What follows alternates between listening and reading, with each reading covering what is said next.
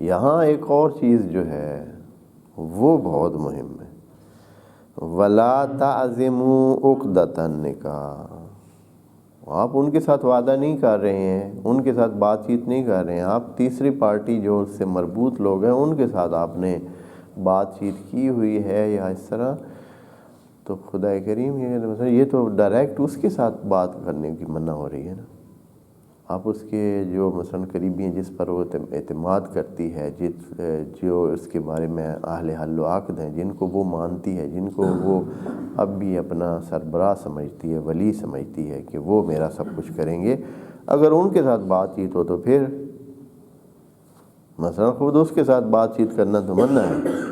لیکن آیا دوسرے جو اس کے سربراہان ہیں، جو اس کے آس پاس ہیں، جو ولی ہیں اس کے، جن کو وہ مانتی ہے، چونکہ یہاں اب ماننے کی بات آ گئی ہے، اس لیے کہ اب وہ خود مختار ہے، اللہ کی طرف سے وہ کیا ہے؟ خود مختار ہے کہ جو بھی کرے وہ اس کی مرضی ہے۔ پہلی دفعہ ولی کے لیے، ولی کے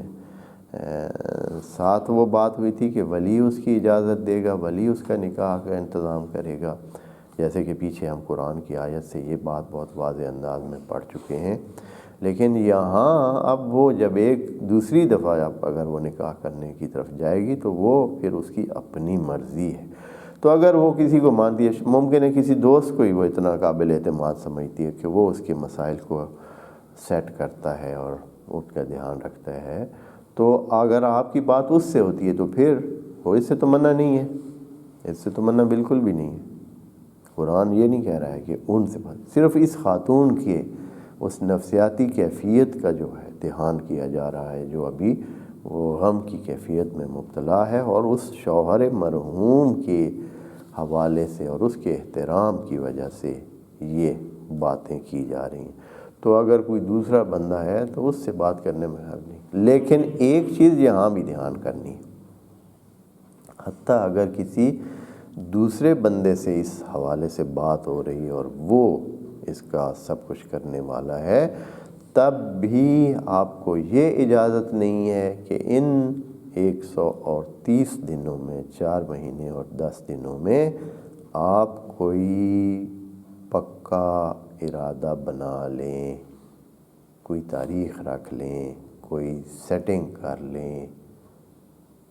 نکاح کی کوئی تاریخ رکھ لیں، یا نکاح کے حوالے سے کوئی یہ کہیں کہ چلیں فلاں دن جو ہے یہ آخری دن ہے عدت کا، اور مثلا 4 مہینے بعد، 2 مہینے بعد، 1 مہینے بعد، 10 دن بعد، فلاں دن بعد، اتنے تاریخ کو یہ ہم یہ کریں گے اور اگلا نکاح رکھ لیں گے۔ اس قسم کا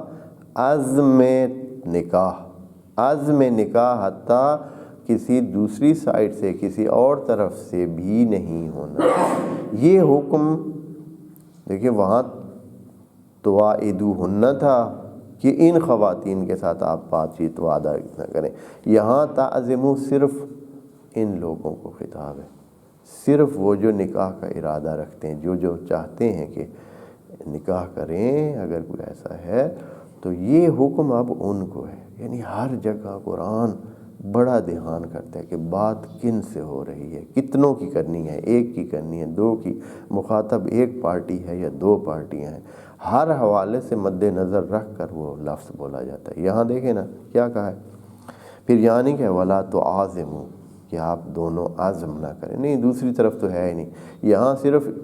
ان کو خطاب ہے جو یہ ارادہ رکھتے ہیں کہ اس خاتون کو نکاح میں انگیج کریں، نکاح میں لینے کی وہ چاہ رہے ہیں۔ لیکن یہاں فرما رہے ہیں وَلَا تَعْزِمُوا، عزم بالجزم، یعنی جو پکی تاریخ سیٹنگ ہوتی ہے کہ بھائی اچھا یہ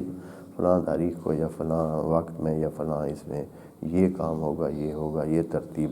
مثلا سیٹ کرنی ہے، جیسے شادی کی ترتیب ہوتی ہے کہ فلاں تاریخ کو یہ ہونا ہے، تو اس قسم کی حتیٰ سیٹنگ آپ اس دوران میں کسی اور طریقے سے بھی نہ کریں۔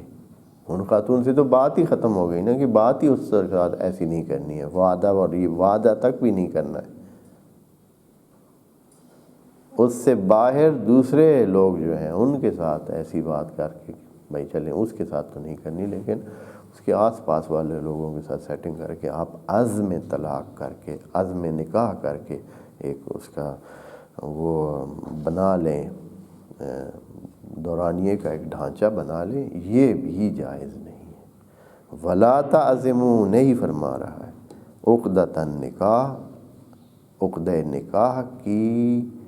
تاریخ طے نہ کریں، یا یہاں معنی تاریخ طے کرنے کا نہیں ہے، لیکن عزم جو ہوتا ہے یہ یعنی جس کے لیے پکے سلسلے ہوتے ہیں۔ عزم کا مطلب ہوتا ہے ایک